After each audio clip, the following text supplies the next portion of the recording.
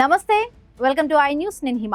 అగ్రరాజ్యం అమెరికా అధ్యక్షుడు Donald Trump మరొకసారి ప్రపంచాన్ని షాక్ గురిచేశారు.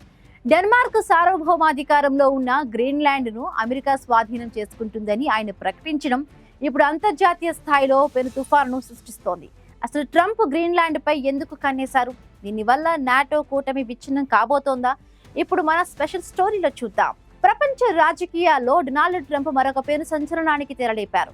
డెన్మార్క్ దేశానికి చెందిన గ్రీన్లాండ్ ద్వీపాన్ని అమెరికా దక్కించుకోబోతోందని ఆయన బహిరంగంగా ప్రకటించారు. వారికి ఇష్టం ఉన్నా లేకపోయినా మేము గ్రీన్లాండ్ పై అడుగు పెట్టబోతున్నామని ట్రంప్ చేసిన వ్యాఖ్యలు ఇప్పుడు డెన్మార్క్ తో పాటు ఐరోపా దేశాల్లో ప్రకంపనలు సృష్టిస్తున్నాయి. అసలు ట్రంప్ గ్రీన్లాండ్ను ఎందుకు టార్గెట్ చేశారు? దీని వెనుక బలమైన వ్యూహాత్మక కారణాలున్నాయి. ఒకవేళ అమెరికా గ్రీన్లాండ్ను స్వాధీనం చేసుకోకపోతే రష్యా లేదా చైనా ఆ ప్రాంతాన్ని ఆక్రమించే అవకాశం ఉందని ట్రంప్ భయపడుతున్నారు. అమెరికాకు పొరుగున రష్యా, చైనాల ఉనికిని తాను ఏమాత్రం సహించబోరని ఆయన స్పష్టం చేశారు. నాటోను కాపాడింది నేనే, నాటో లేకపోతే ఆ దేశాల పరిస్థితి దారుణంగా ఉండేది. కాబట్టి గ్రీన్లాండ్ విషయంలో నా వ్యూహాన్ని నాటో దేశాలు అర్థం చేసుకోవాలి అని ట్రంప్ గట్టిగా చెప్పారు. అయితే డెన్మార్క్ ప్రభుత్వం ఈ వ్యాఖ్యలను తీవ్రంగా ఖండిస్తోంది.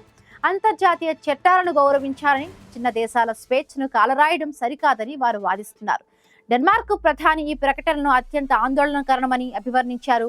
అమెరికా, నాటో మధ్య ఉన్న దశాబ్దాల బంధం ఇప్పుడు ట్రంప్ వ్యాఖ్యల వల్ల ప్రమాదంలో పడిందని విశ్లేషకులు భావిస్తున్నారు. మరొక వైపు ఉక్రెయిన్ యుద్ధం గురించి ప్రస్తావిస్తూ అమెరికా ఇచ్చే బిలియన్ల కొద్దీ డాలర్ల ఆర్థిక సహాయం, ఆయుధాలు లేకపోతే ఉక్రెయిన్ ఎప్పుడో కుప్పకూలిపోయేదని ట్రంప్ గుర్తు చేశారు. రష్యాపై పోరాడేందుకు మరిన్ని ఆయుధాలు పంపిస్తారని చెబుతూనే గ్రీన్లాండ్ విషయంలో మాత్రం తాను వెనక్కి తగ్గేది లేదని పరోక్షంగా హెచ్చరించారు.